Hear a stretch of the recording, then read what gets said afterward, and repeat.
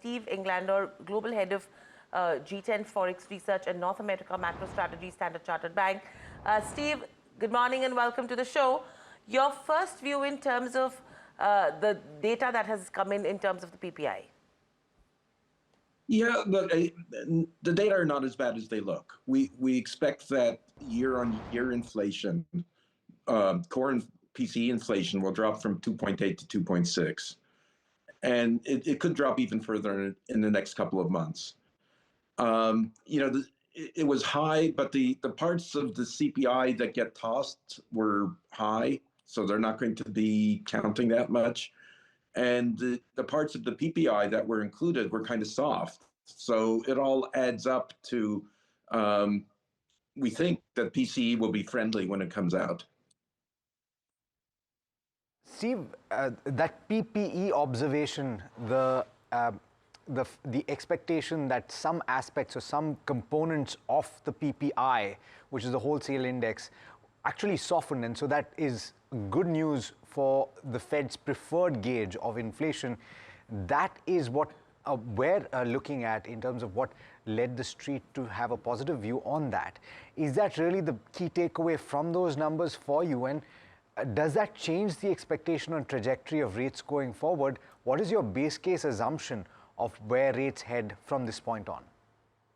Well, look, we used to be pretty aggressive in thinking that the Fed would cut 4 times. Now we think they're going to cut twice.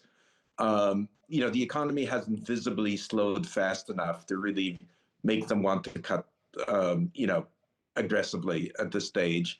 And they probably want to see what happens with tariffs, with when they get implemented, what happens with fiscal policy. So we've shifted to a more cautious stance on what the Fed does. If inflation gets down to 2%, we think they will, and stays there, we think they'll cut, but they'll cut slowly. If the economy weakens, they'll cut much quicker. Steve, the US exceptionalism was the key point for 2023 and 24. Early this year, everybody believed that there's no reason why that can't be the case. As you look at North America macro and all the challenges that the US faces as well, right?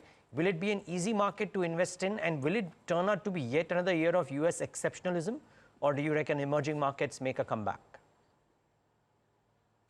I think it will be a year of US exceptionalism. I think that Trump is determined to stimulate the economy, so we're going to get tax cuts. I'm not a big fan of the tariff agenda, but that's, it's probably not going to have that big an impact if, the negotiations continue the way they look, where you get some concessions, you delay tariffs, they're not as harsh as anticipated. But I think that if we end up with, lower interest rates, and if the U.S. is able to,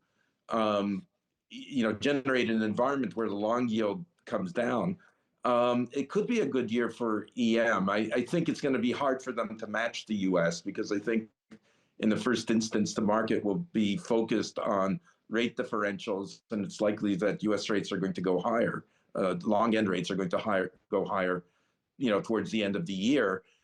But I think, I think it may not be a terrible year for emerging markets. Not nearly as bad as people expected, say in December or beginning of January. So that's music to the ears of a lot of people listening in at this moment, Steve. But I have to ask you about the big talking point overnight, which is the announcement of reciprocal tariffs. Is this another instance of Donald Trump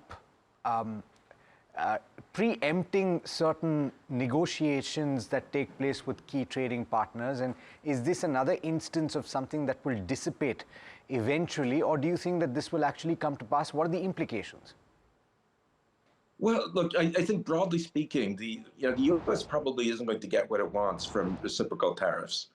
It's not going to, the rest of the world and its major trading partners don't have tariffs that are so much higher than U.S. tariffs that, making them converge will either raise a lot of revenues for the U.S. or shift production from import or shift demand from imports into domestic production. There could be countries where and commodities where it matters. So I think reciprocal tariffs are easier to implement, and I think that's a big reason they're going for it.